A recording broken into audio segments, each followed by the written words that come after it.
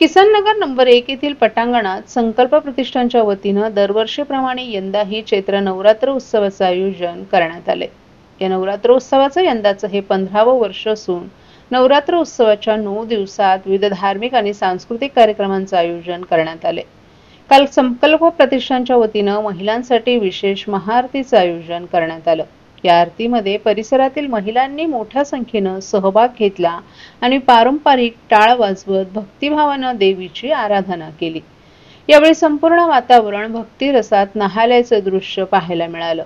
या सोहळ्याला संकल्प प्रतिष्ठानचे अध्यक्ष आणि आयोजक माजी आमदार रवींद्र फाटक, माजी नगरसेविका जयश्री फाटक, माजी नगरसेवक दीपक वेदकर तसंच प्रतिष्ठानचे कार्यकर्ते आणि स्थानिक नागरिकही मोठ्या संख्येने उपस्थित होते।